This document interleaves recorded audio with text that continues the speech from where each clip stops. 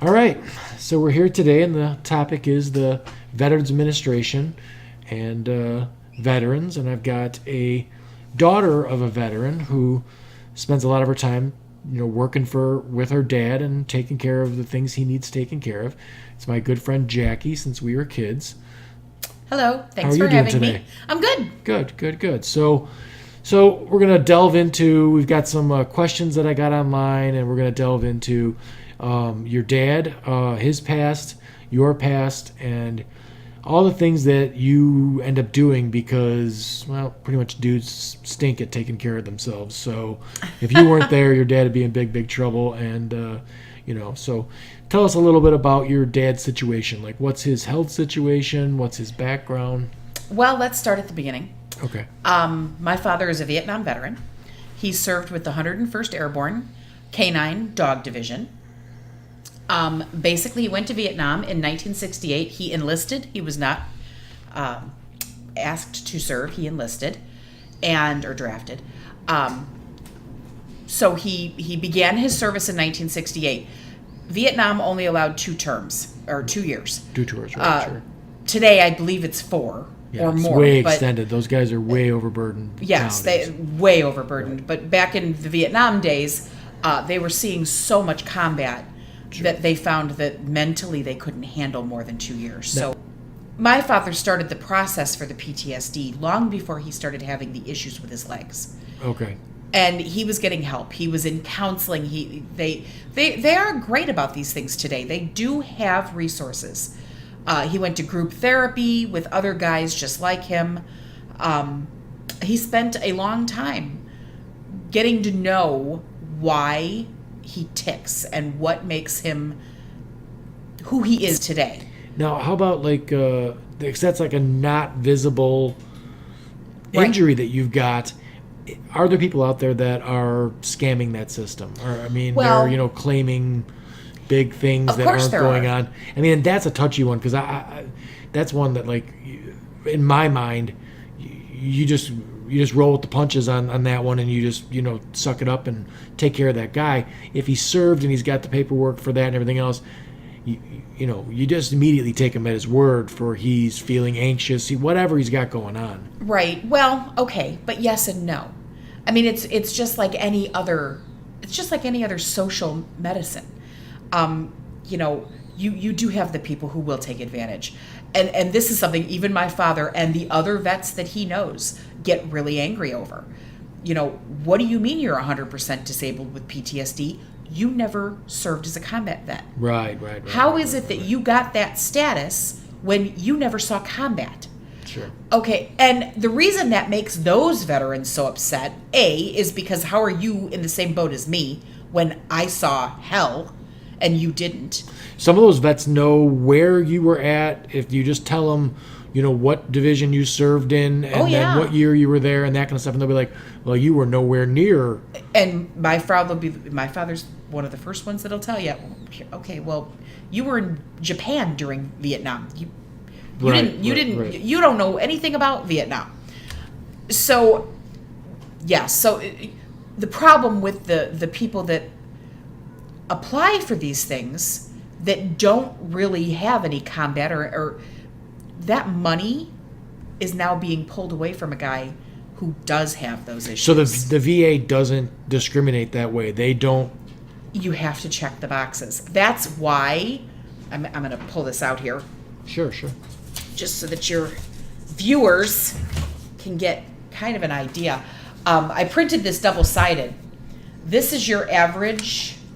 Well, this is what you fill out when you decide that you want to, no matter what war, no matter what age, when you decide that you want to try and apply for disability, this is the form that you fill out. It's 7 pages, front and back.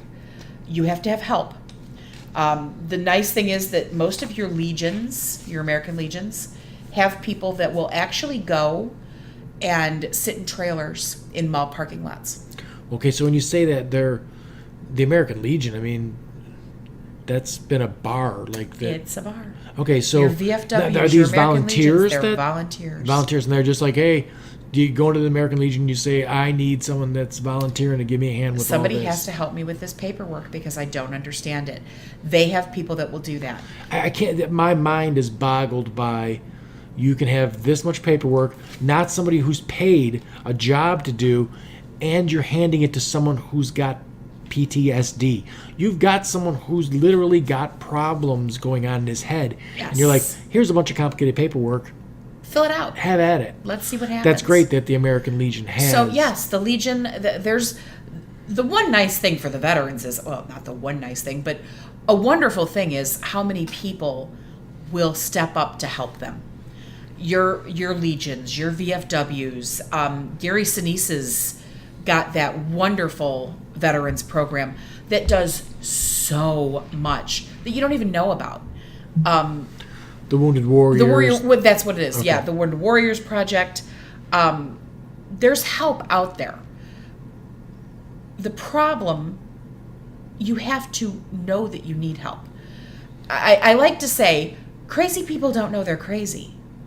You know, if you talk to somebody who has a mental illness, they think you're nuts. What are you talking about? Well, right. I mean, if you can have a vet that, I mean, vets are everyone, so you can have someone who's got schizophrenia, right, and then they're not on their meds. Right. So and they don't think they're crazy. Hook. They think they're perfectly fine. Right. And you're nuts for asking them to take that medication. Sure. Crazy people don't know they're crazy. Right. So that would lead to one of the other situations that, you know, we seem to have a lot of vets.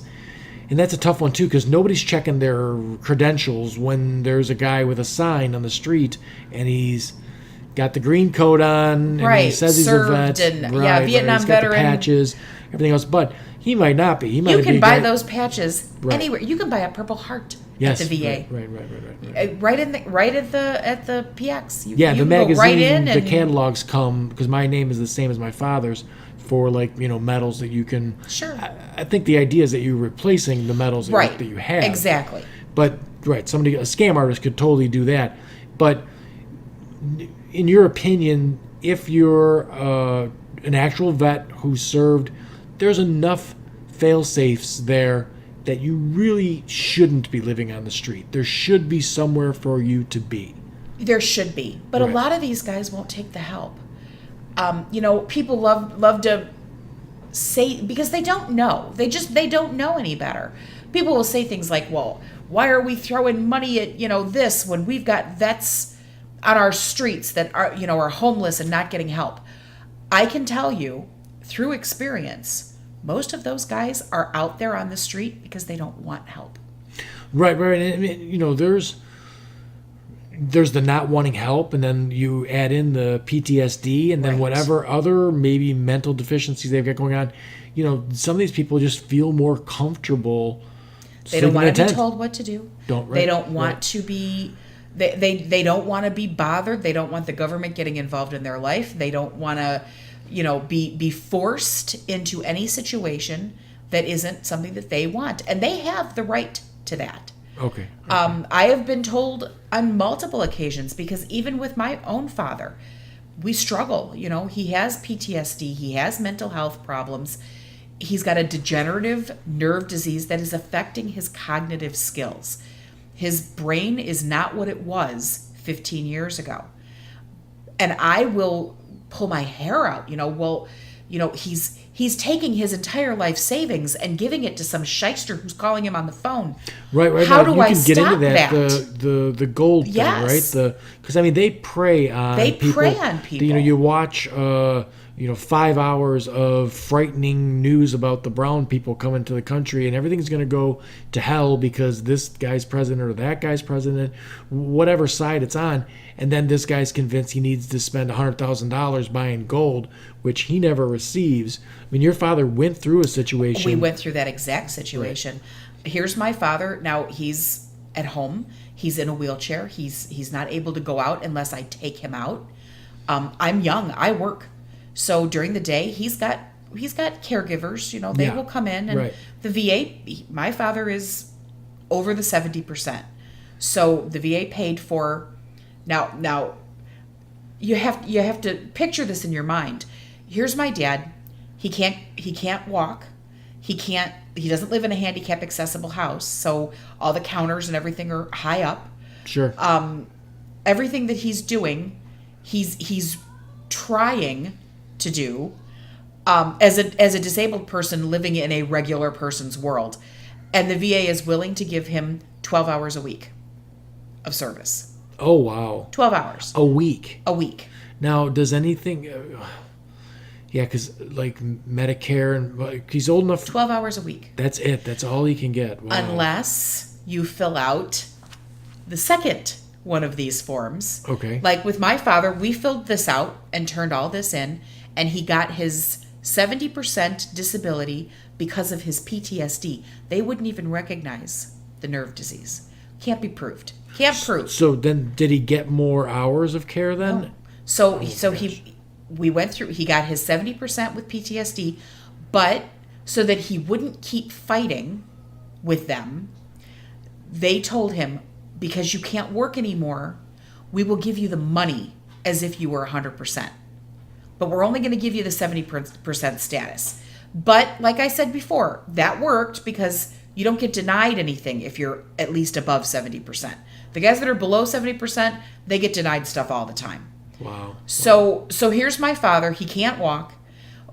I am at the point where I've got the paramedics and the fire department at his house 2-3 times a day because he's falling. Sure. I'm coming home for lunch and finding him bruised from one end of his body to the next. He drinks. They all drink. Right, but now that he's at the home, he's not allowed to drink anymore. Right. Okay. I knew No, that. now he's right. dry. He's not allowed to drink there. But my dad spent his lifetime drinking.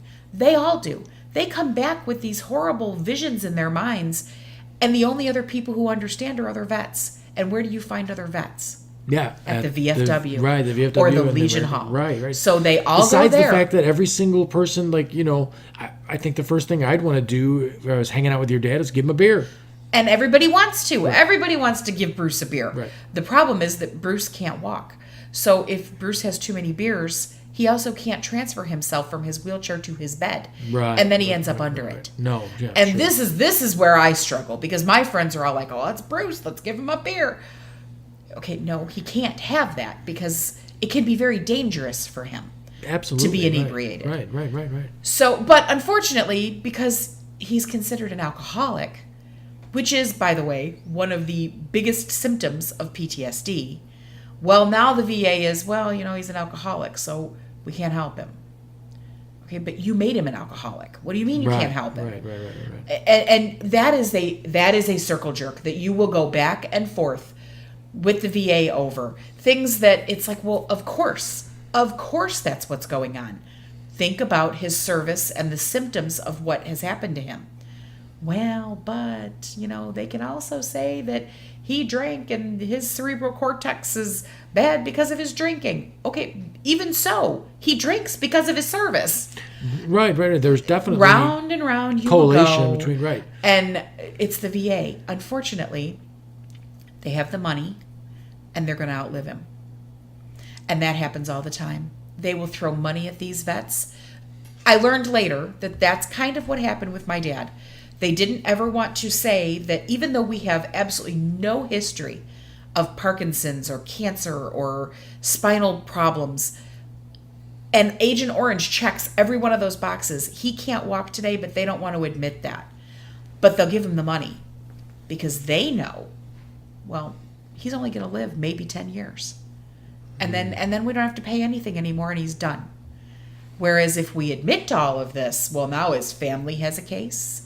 And we could see liability that we don't want to admit to. So it's challenging. That being said, those are your bureaucrats. Those are your guys sitting up in their offices that didn't fight in any war, but are making the laws. Right. Your people who are working in the trenches, the people that are working at these hospitals, they are doing everything they possibly can to help these people, men and women. They will jump through hoops for you if so they like can. What's that job like? I mean, the people that are, so you got like a personal care technician, like he's not a nurse or she's not a nurse, and he's not a doctor or anything like that, but it's just someone who's wiping butts or cleaning bedpans. They sent a lady over 12 hours a week who had absolutely no medical knowledge whatsoever. My father has also developed type 2 diabetes as a result of the Agent Orange. Sure. Which we have to fill out another set of forms for, by the way. Right. But it amazes me. So, but they sent over this CNA, knows nothing about anything other than to give him CPR. She's there to do the dishes and help him if he needs a towel while he's in the shower. They're not equipped to deal with these guys who are so having you're not these getting problems. Right, you're not getting the best. You're not getting. No, she popped the blisters on his legs. Oh. Which, he's a diabetic. Yeah, She could have killed him. Okay. But she didn't know that. She just thought they're blisters. We just need to get rid of them. So, this is the person that the VA paid to come care for my father. Now, do you know what do they pay that person an hour? Oh, $8 something an hour, minimum wage. So, yeah, they're making $9 an hour. Yeah. So even if you work 50 hours a week, you still can't get. You can barely make your bills. Well, yeah, you can't make your bills. No. I mean, that's not a job. Right? Okay. All right. Meanwhile, they're dealing with the World War II vets. Not to take anything away from them, but they're different. Most of them that are still here or were still here 20 years ago had full lives, and now they're just elderly and they need help. They need help getting their lunch. They need help, maybe getting in and out of bed. Yeah, right. My dad's 68 years old and can't walk. He's a 200-pound man who needs full assistance, and they're isn't always very nice. Because he's a little mentally ill. Right, so you guys, for a little while, they were caught in that spot where it was like, this is all we get is 12 hours a week. He's living at home, and we're trying to get him into the home. Well, right, and that's where I say, okay, then you come into, okay, Dad, this is not working. This is bad for your health. You need to go to a facility. Nope, don't want to. I said, okay, I've got paramedics screaming at me, pounding on my door. You need to do something. You need to do something. Can't do anything because my father is an American citizen who has rights. The Constitution protects him just like it does everyone else. Yeah, and he has the right to kill himself this way. Oh, wow. And there is nothing I can do about it.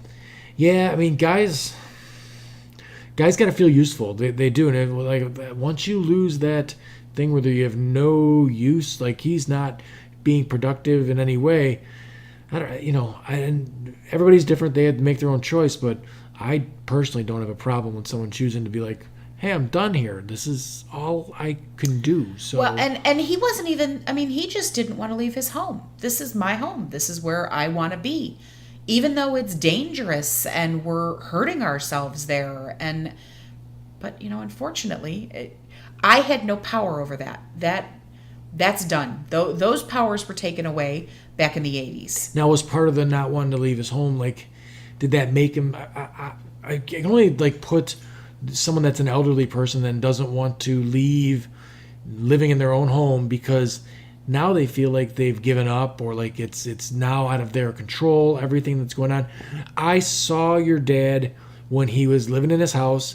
He didn't look good at all. He wasn't No. good. And then I saw him 3 months later, and he had been at the VA for the 2.5, 3 months. He looked night and day, drastic. How's he doing now? Is he? Are they still exercising him and stuff like that? Health-wise, he's great. So I he was dropped lucky. some weight. Yeah. Everything when I saw him. I was lucky enough that one day, finally, after 5 years of going back and forth and begging the VA, come on, really, you there has to be a way that I can take control of this situation. You mentioned the gold. I mean, his mind is not there anymore. Some solicitor called him on the phone in the middle of the day. He answered. They got him to give up his entire life savings to buy gold. So now, I think we talked about this once before a while back. Is the state's attorney still on that, or is there anything that can be done about? Unfortunately, the gold salesmen that prey on veterans, there's no laws. that are protecting the veterans. Because those guys don't that. just prey on veterans; they prey on elderly. Right. But the difference is, if they get a 90-year-old man, and okay, you have avenues that you can say elder abuse. Elder abuse. You know that this 90-year-old man didn't know what he was doing. My dad is 68. Yeah, sure. So your veterans that are sitting home... It was like 3 years ago or something like that he... Right. The veterans that are sitting home that are like my dad, and there are a lot of them. My dad is by no means, the shiny apple in the cart here. Many, many Vietnam veterans are like him. Oh, I'm sure. More and more are coming into Manteno every day. Mentally... what's the word I'm looking for? Mentally not all there anymore. Sure. Right. Not necessarily deteriorating. Deteriorating, yes. Right. So they prey on them, So, and I, without trying to get too political, most of your military people are Republican people. Sure. Well, not in my family. Oh, okay, but a lot are. I've got Marines and Airborne, all that stuff, and they're all. And we both have friends that are military, but it is by and far the minority. Of them are. Correct. Yes, they have conservative views, and my father was a Democrat for his whole life, and then switched parties, and started watching Fox News. Sure. And unfortunately, and Fox has nothing to do with this. It's just... No, I think you can fall into it either way. I think, honestly, if you sat down and decided... But my point being, they advertise. They advertise to these people. I don't watch CNN, but I would suspect that they advertise it, because I think they're looking for anybody old. But they advertise to the Patriot. Oh, sure. And that's what happens here. If you watch the commercials during Hannity, it's, you served your country, now have a gold-plated coin that's commemorative just for your Vietnam service. Sure. They know that these are people who are sitting and watching these shows. Right. And so you spend $100 on the coin, it's really worth $15. Maybe if you're lucky. Right. And then, okay, so now you've spent $100 on a coin. Well, now they got your name. So now they're going to call. And, we can get you. You're going to make hand over fist money, and your whole family is going to be set and secure forever. And now we have $300,000 in gold that on day 2 of owning it lost $150,000 in value. Oh. And there's nothing I can do about that. And there's nothing that our state's attorney will do about that. There's nothing that any veterans advocate group will do about that. Wasn't there some sort of commission, a consumers commission put together that just got dismantled? Probably. Yeah, right. Yeah, right. I mean, it's just, how do they get away with that? How is it that nobody's looking out for these guys? I don't understand. No, right, no, me neither. I mean, especially, and I mean, the vet thing has to get a little more pull on that than, like if you're a politician that's in the state, you got to be like, well, I'd help this vet out, probably make myself look good. I mean, everyone's got their ulterior motives. Oh, and for believe me, doing. when I found out about it, I called everybody and their brother. It was an election year. I was all over it. Most of them wouldn't even return my call. My own state representatives wouldn't return my, Democrat or Republican. This is not a party issue. Veterans Affairs is a bipartisan. Yeah, nowhere on that issue. Form does it ask you what. They don't care who you vote for. Right. I don't think they cared when they enlisted those people or drafted them or whatever they did. What party they were. What party they're affiliated with. Nobody cares. I don't care. Right. At the end of the day, you served our country. You deserve nothing but the utmost respect. Right. So in your view of it, what would be, because there's this rope you got to walk where it's like, is it better to have the situation where I know they just signed a law in that lets them go wherever they want to get care or something like that, where it changes it. My fear in that situation is, you see a guy with a farmhouse and the farmhouse, is breaking down everything else, and instead of fixing the farmhouse, they buy a double wide and they slap it down next to the farmhouse out there and they just move into that, and then the old house goes to hell. Well, if you would have fixed the old house was 3 times the size of the double wide. It was built with better material and everything else. That's going to last longer. It's a better thing. are we abandoning the VA system when we go ahead and send them to Rush or wherever they need to get care? So is it a short run plan or a long run plan? When you ask that question, fix the house. Okay, first of all, you have to remember that house is seriously broken. Right. When it takes a veteran 6 months to get in to see his psych doctor, the house is broken. The ceiling is falling down around your ears. So I give them credit. I give the new administration credit that they said enough. Go see whatever doctor you want to go see. Yeah, absolutely. Because they needed to do that. Right. I mean, Hines was in the news, what was it, probably 6 years ago, where they were hiding patients because they don't have what they need to help the many men and women that need the help. Sure. So the resources aren't there. The money's not there.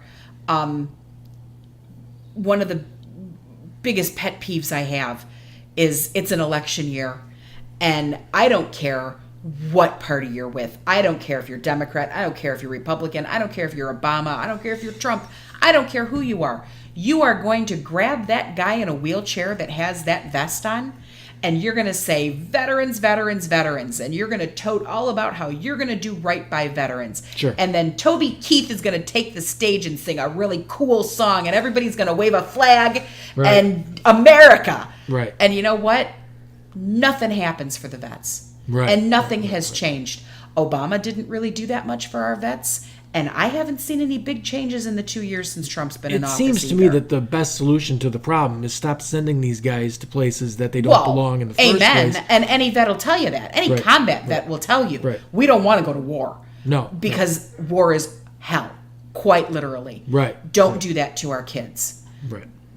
But, yeah, the whole idea that we're doing so much for veterans, I will say that when Obama was in office and there were all of these reports about these vets getting lost 6 months to be seen, he put his foot down and they started cleaning that up. I know they started to revamp the electronic the way they were taking down the records.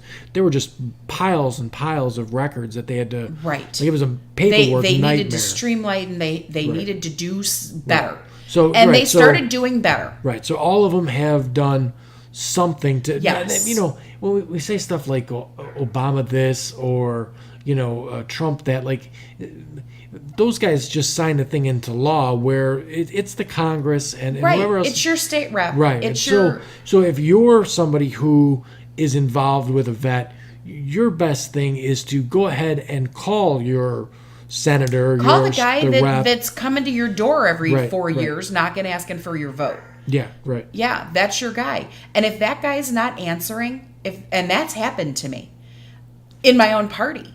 The Republican called me back.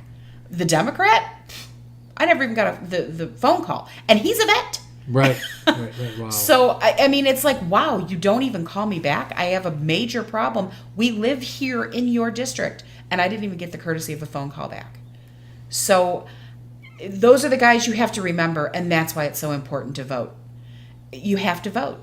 Yeah, vote and then be active in getting it. You can't just sit there and stew about it. And, both sides want to sit and watch whatever news they want to watch, and then they want to complain. You'll see so many weird posts about, these people voted against this. Bills don't work that way. There's all kinds of things in a bill that would stop someone from voting for that bill. People don't vote for bills because they don't go far enough. There's not enough being done. Or there's too much fat in the bill. Correct, right. So, there's just all the partisan bickering in the world. There's still a vet over there that's in a wheelchair that needs help. Right. Yes. So, So you need to pay attention. Right. Tammy Duckworth, because she's a disabled veteran, is amazing when it comes to veterans' problems. Right, and that's coming from you being a Democrat, and she's a Democrat, so that's fine. But there's people out there that hate her. She doesn't know if I'm a Democrat. No, if I call her with a problem with my dad... I believe what you're saying. I'm just saying that you need to cut through the partisan nonsense. Right, who cares about all that? Right. It's our lawmakers either care or they don't. Right. Or they're going to tell you they care to get your vote. You need to pay attention after Election Day to what they're actually doing to help the veterans. If it's something that matters to you, go in and research what they're doing, and if they're standing behind their word. So when you say that the hospital thing, yes, Trump stood up and said enough. Go to whatever hospital you need to go to get help, and thank God for that, because a lot of those guys did just that. Did it maybe take away from? Okay, now we're not going to fix our house. Now we're not going to fix the problem we have. I hope not. I will say that 10 years ago, Joliet Clinic didn't exist for the veterans. You had to go to Hines in Maywood. If you lived in Murfreesboro, Illinois, you had to go to Hines in Maywood for care. Wow. You had to travel. There are vets that travel 4 or 5 hours to get health care. Yeah, so this sounds like, maybe it even sounds like you let that house go down and then just put them all, But you can't let the house crumble. You still need to fix the house. You need to fix the place, because most vets want to go to the veteran hospital. My father doesn't like to go anywhere but Hines. Well, I would think that there would be people at that hospital that could specifically deal with his situation and far they better. Know, and they've been there, and they're treating other guys like my dad. Sure. And not to mention, my father will be the first to tell you, I fought for my country. I deserve that benefit. I want to go to Hines because they owe that to me. Yeah, well, if I go into a general practitioner with a spinal cord injury, I have to explain to them, and this is a good doctor and all that, but they just don't have the background. Like, they have, that's like this conversation. We're having this conversation. I'm learning a lot from what you have to say. I wouldn't have the foggiest about most of that stuff, but you've been through it. You've focused yourself on it. This doctor that I go to doesn't have any idea that this doesn't work or that doesn't work, or I don't sweat like a normal, like all that kind of stuff is not something that's in his purview. Right. So opening up every doctor to the vets was great, but it's a Band-Aid. You really need to fix the house that you started with. Yeah, it seems like there should be a place just for them that is specifically, but there should be a red carpet that's right there for these guys, because I don't know what the demographics are, but it's got to be mostly men. I mean, I know there's plenty of women in the service. There's plenty of women that are injured in combat. Today is probably different. There's probably a lot more women. There are a lot more women today. But by percentage, it's still got to be mostly dudes. But they're still young. Right. Yeah. Right. And dudes are terrible. I mean, there will be guys that stuff's falling off before they're like, I'm not going to. And even if you've got the greatest healthcare setup in the world, you just don't feel like I want to. I don't want to deal with that. I don't want to go there. I'm a man. I can handle it. Give me an aspirin. Right. Yes, a lot of them are like that, and I would imagine service men and women are probably 10 times worse. Sure. Because they've been out in combat. Oh, this is nothing. I'll go home and stitch this up with floss. I'm fine. Right. So they're probably even worse patients than your average you or I, me especially. But it is. You likened it like you going to a regular doctor. It is almost like the difference between a regular doctor and a specialist. Sure. Hines would be your specialist. So if my dad goes to St. James in Olympia Fields, he's seeing a regular doctor. He's not seeing the specialist. And he needs the specialist. So they need to fix both. Yeah. And I don't care who they are. I hope that anybody who's listening put the partisan issues to the side. These are our veterans. They're fighting for all of us, no matter what side you're on. I think it's in the best interest of every politician to put a partisan. They all need to pay better there's attention. no I know that there's a narrative that one likes them better and one does more for people that got nothing, all that, but there's no politician that wants to stand there and be the person that doesn't like. The problem with the politician is they want to fake like they do, and then when they walk away, they're really not so worried about them as they are their corporate donors and getting reelected. It's kissing babies. Right. Yeah, it is. So. But that being said, there have been, over the last 10 years, there have been strides. They now have what's called Prince House. That is for homeless veterans. And they're putting those up at every VA nationwide. There's one here in Manteno. So what? Okay, so it's for just a homeless vet. Prince House is for homeless vets, and most of the people that live at Prince House are your younger vets, your guys that can still get around, but can't function on their own, can't keep it together enough to have a regular everyday life. They have a hard time holding down a job, so therefore they don't have any income coming in. Their families have, it's those guys. So are there enough beds there for these guys? No, there's enough beds there for 20 of these guys. Meanwhile, go down to Lower Wacker and you'll see another 400. I'm exaggerating, of course, but yeah, but they're starting to recognize, okay, well, now they've got Prince House, which is small apartments. They bring these guys in off the street.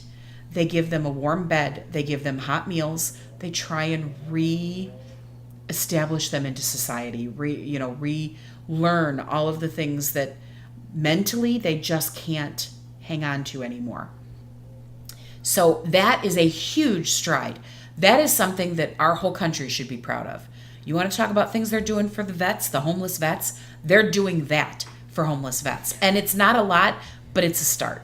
No, it's right. It's a start. I mean, yeah. I mean, it's such a complex situation with so many different people. To unpack. Right. It definitely is. Right. So, what you call it? But with the time that you've dealt with it, you do feel like things have gotten better over, say, a 12-year period. I think things are getting better. Yes. Well, and social media, as much as everybody hates the whole Facebook thing, at the same time, now that people can talk to each other and talk to the masses, before I would tell my story to my 5 closest friends. Now I can get online and tell my story to 400 of my closest friends. Well, people I know. I'm not going to assume that I have 400 close friends. No, sure. But social media has definitely, it's making them more accountable. Right. I feel bad that we don't have, and that's a lot of problems in the country. There's no clear-cut answer that just is like, well, here's the answer. We'll just do it like this. No. And when it comes to everybody's different. Every vet is different. Every mental health case is different. I just saw a story, I think it was the week before last, with the vet here in Illinois that was begging for help, calling suicide hotlines and getting an answering machine, and ended up killing himself. Right. It's these guys. These are the guys that are falling through the cracks. And that's not because any one administration cares more than another, or, somebody intentionally wanted that to happen. Of course not. We're all Americans. We don't want to see any of our vets suffer this way. There's more demand than they have the people to help. There's only so many psychiatrists to go around. There's only so many social workers to go around. They're overworked and underpaid. Ask any social worker. When your kid comes to you and says, "I want to be a social worker," you think, "Oh God, the horrors that they're going to see." And that's true, because there's so many problems and just not enough bodies to fill. Now, my friend Andy gave me a number here that is 1-877-222-VETS, and that's the crisis line. The crisis hotline. Okay, yes. All right. So that's a good number to get out there. That is a great number to get out there. Yeah, I'll throw this picture with the YouTube video that goes along with the podcast, so someone can have that. The only other thing that is just the personal.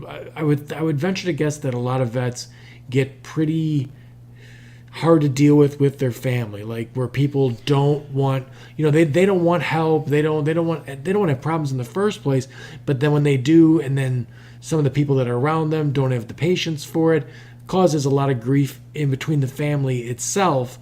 So and the VA, they do have caregiver days, because they recognize that.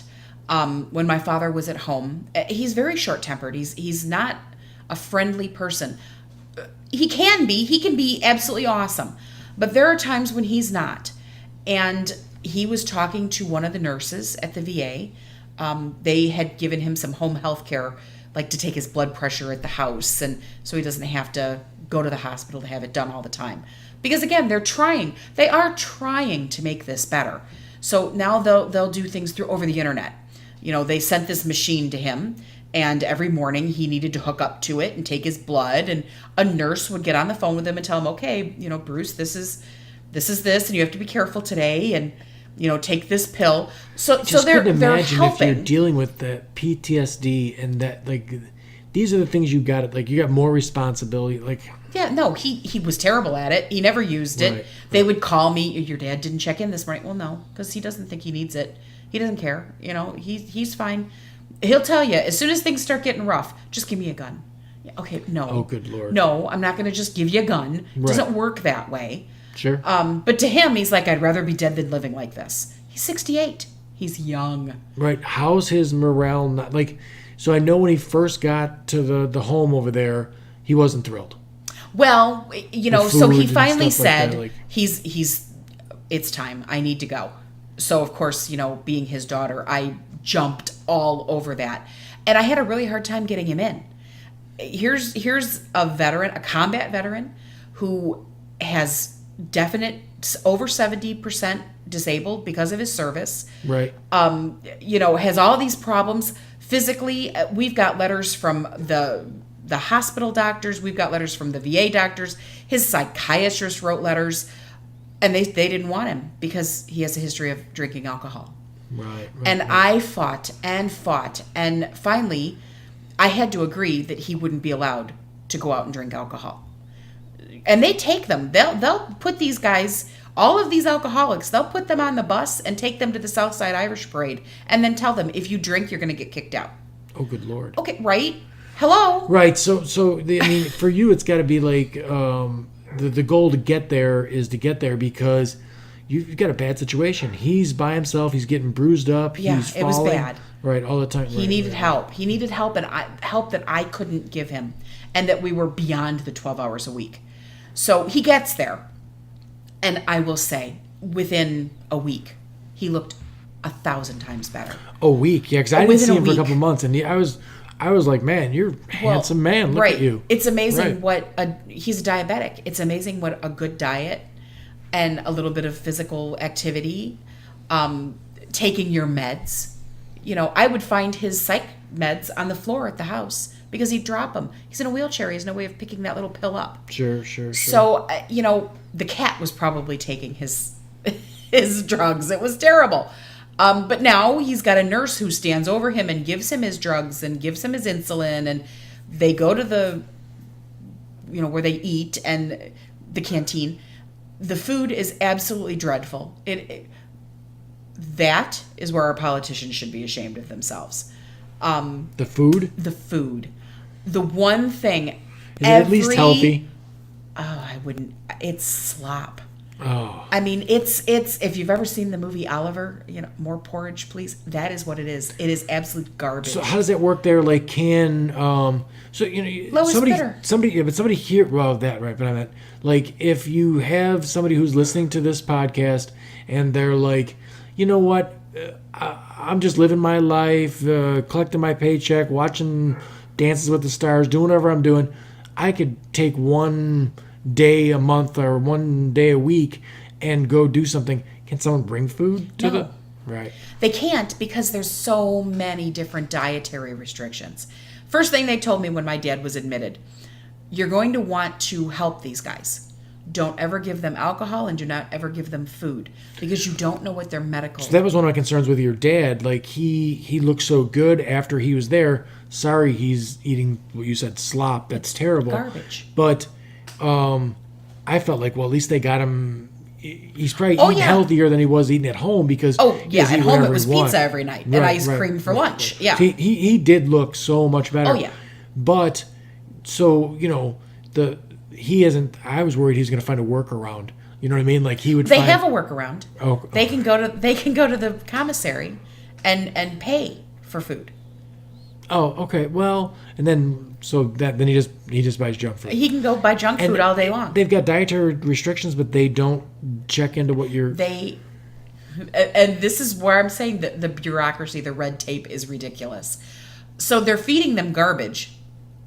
So these guys are going to go get a hamburger instead because they can stomach the hamburger. Sure. It's a good hamburger. I was 4 months in a hospital. That food there, even if it was decent, you didn't want it anymore. You wanted McDonald's or something like that.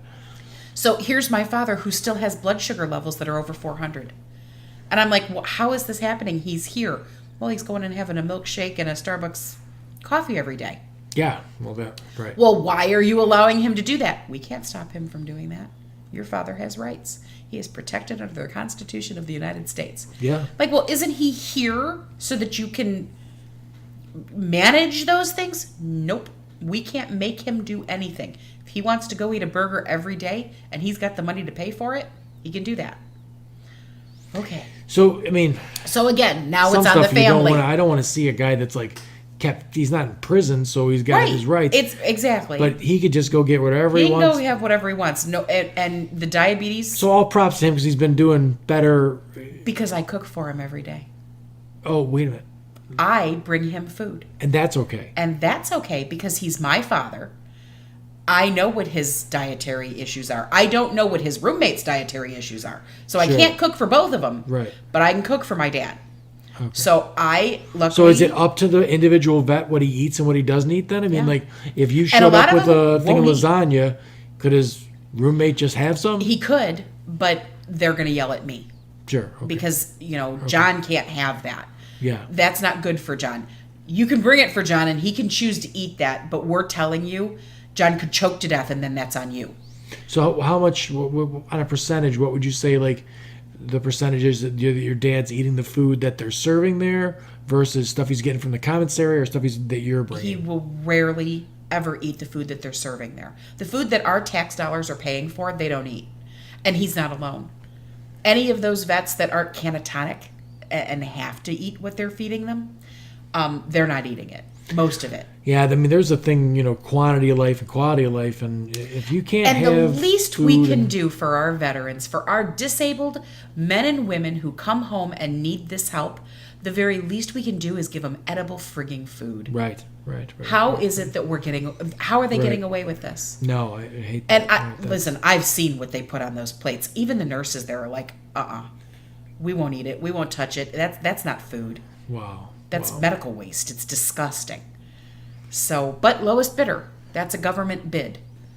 Yeah, right. That's absolutely no good.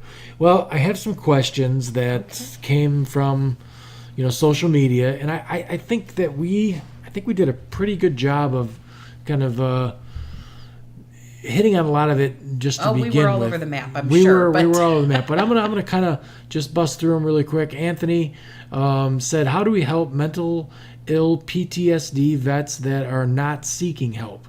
I mean, is there somebody out there? He says, I feel that this encompasses a large portion of our homeless vets, which is probably huge. Like, it is. Just diagnosing yourself is a little insane to begin with. So is there somebody out there that's like... Well, there's plenty of your groups, your churches. They'll go out there and they'll help. They'll give them food. They'll give them blankets. They'll befriend them. Right, but a vet, no one's looking after them once they're discharged. Once they're honorably discharged, if they don't want the help, they're not going to take the help. But no, like your dad was never getting a phone call 20 years later, like, "How you doing, Bruce?" Oh, never. No. Right. Okay. So no one's checking in on him after they sent him off somewhere to get parts blown off and their brain scrambled. Okay. Now, whether they're doing that to the guys coming home today, I can't say. But my father never got that. Okay. No. Ernie asks, are there any shortfalls at the VA hospital that make them ill-equipped to address PTSD, and what can they do better? So, I mean... Money and staff.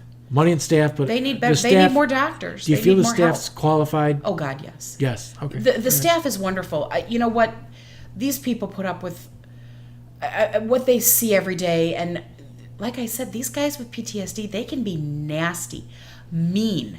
My father has said things to people that I have clutched my pearls. Like, oh my God, sure. And if you're making $9 an hour, you're probably not. And that's why they make a little more than that. If you work for the Veterans Association, you're not making minimum wage. The CNAs over at Mantino Veterans Home are upwards of $16 an hour, I believe. So they're making enough money that They can actually earn a living doing this. Okay. So, but they need more help. They need more help. All right, I got Melissa saying that her mom was in the VA home before she passed. How is the care there these days? When I went, it was very depressing. Is it the same way now? I mean, depends on where you're at. So the home that he's in now here, it's still probably like, could they use visitors? God, no. They have. Mantino is wonderful. The staff is knowledgeable. They're very good at their jobs. The nurses care. They're a wonderful facility. They have more volunteers than they know what to do with at Mantino. Good. They have more donations than they know what to do with. When I brought my dad there, they told me, don't ever buy him clothes. We have a basement full of boxes of brand new clothes. Right. Because they're just dropped off on a daily basis. Volunteers. There's plenty of people that do nothing all day long. They have plenty of people. However, I will tell you that 5 years ago in 2015, my father took a very bad fall. And we went to the hospital, and they insisted that he go to a rehab. So it was up to me. The VA gave me a list of the approved veterans' homes, rehabs. Some of them were really, really far away. I drew a circle around, like 50 miles so that I could still be there to see him. Because I see my father at least 2-3 times a week. Right. So I drew a circle and I visited every one of those places. There were VA facilities that I wouldn't put my dog in. I spun around on my heels and said, you should be ashamed of yourself, and walked out. Wow. And then there were facilities that were the Taj Mahal, and because they have 1 or 2 rooms for veterans, they're getting VA money. Oh. But everybody else is paying $7,000 a month to be there. Too. So when you ask, do people take advantage? Hell yeah, people take advantage. And it's not just veterans. It's the corporations too. All right, I got another one from Bill here that asks, and it's, how has the VA contributed to PTSD by its bureaucracy? I mean, there's probably a stressful situation that's come out of having to deal with, like, you've got your own PTSD just from dealing with that situation. Well, and like I said, this is for the average person suffering with mental health problems.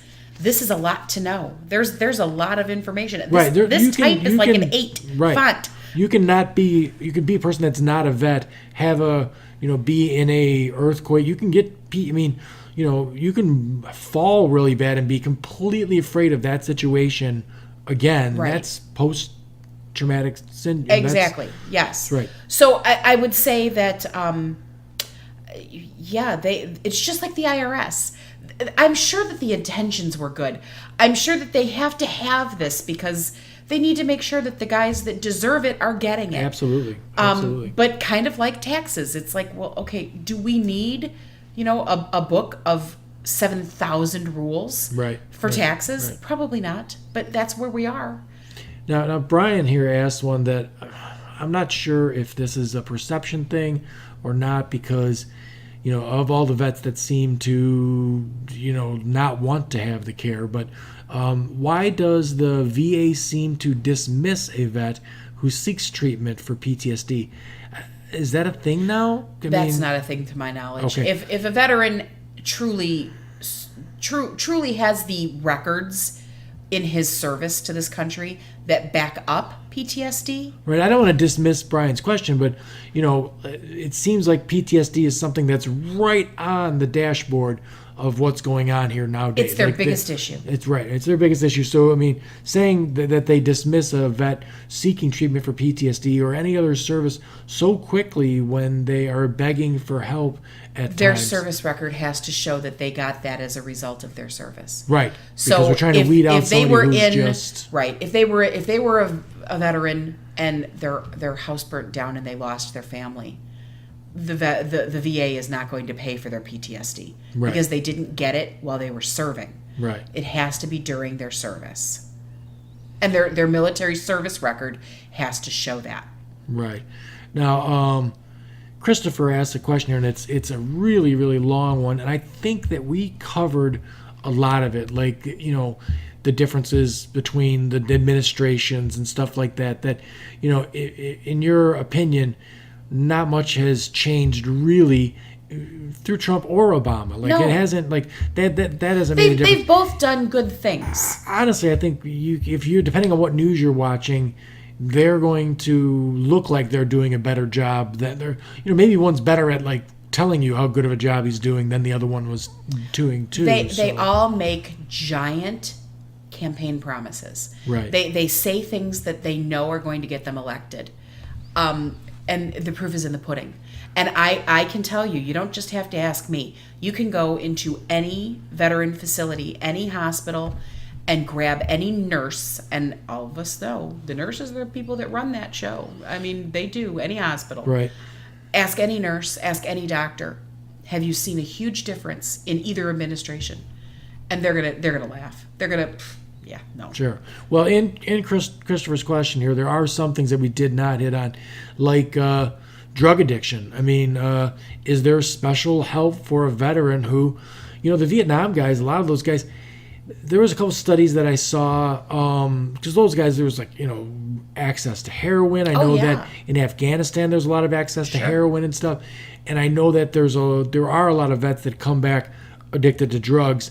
But there were some studies that were done that said that a lot of the Vietnam era vets came back, and once they got out of that shitty situation they were in, they didn't stay addicted to it wasn't like the physical hooks weren't in them. They were doing it because of the situation. The cage they were in was shitty, so they were on the drugs. That's probably true of your major opioids. And I don't know. The biggest problem isn't your opioids. It isn't your pills. It's your booze. The booze. The vets turn to booze. Sure. They all do. Well, that's the easiest drug we can get to. It's legal. They can find it on any corner. They're practically released after they get out of the military. Go to the VFW. They're going to welcome you with open arms. Now, we talked about every vet being a little bit different. Like, over a threshold, you get more. What about prescription drugs? How is that handled? Your dad's got a lot of... My father's prescriptions came directly from the VA, through the mail. And he doesn't pay anything for them? Nothing. Okay. But, again, my father is over 70% disabled because of his service to his country. Exactly. We hit on right. Which is great. It's such a big deal to... I don't think a lot of the young boys that sign that paper to go do that thing realize the big thing that they're doing at the time. They don't. But when you get to be in your 30s and you're like, whoa, I really put my ass on the line there for this whole thing.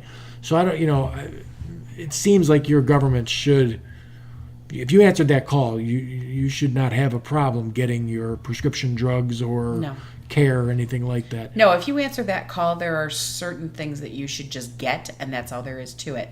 Respect is the number one thing on that list. Right. I don't care if you didn't make it through boot camp. If you signed a piece of paper that said, I will give my entire life up for my country today, then you deserve respect for that. Right. But yeah, the decent health care, okay, but my personal opinion is that everybody deserves decent health care. Right. So I'm probably biased there. I feel the same way, but and honestly, my situation with the health care in this country is we spend twice as much as other countries do for worse results.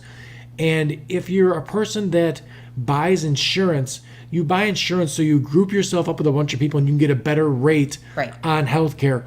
What would be wrong with grouping us all together in a big group? Well, I understand we're going to have higher risk and lower risk, but if you've got a bigger group, you're still going to do better in the long run, price-wise. Now, I tried to make sure that we both have similar left-leaning thoughts on that stuff, but I wanted to keep the podcast as unbiased as possible. And someone will listen to it and be like, oh, he said Trump didn't help, and then someone else will listen and go, he said Obama didn't help. I don't have a bias in that situation. No. There are definitely things. I mean, if you asked me, and this may shock you, to describe Obama with one word, it'd be sellout. I had high hopes for what he would do, and then he took all the money from Goldman Sachs and everything else for his reelection, and I was completely let down with that. Now, I've got and people will be shocked to hear you say that. Yes, and I mean I've just got like all kinds of one-word buffoon and everything else for Donald Trump too. So, but right. on the flip side, there's things that Obama did that I thought were productive. There's things. Getting out of Syria with Donald Trump is the right thing to do, and that's purely an economic situation too. We spend $1 trillion, and that affects this situation. Pull them boys away from that situation. You're not going to have as much of this situation to do. I mean, that there's the ongoing care. I mean, if you were to do the math on what your father's care costs, it's in the hundreds of thousands of dollars. Listen, what my father's care costs, plus what the government pays him every month, just because they did this to him. Right. He gets money from the government every month.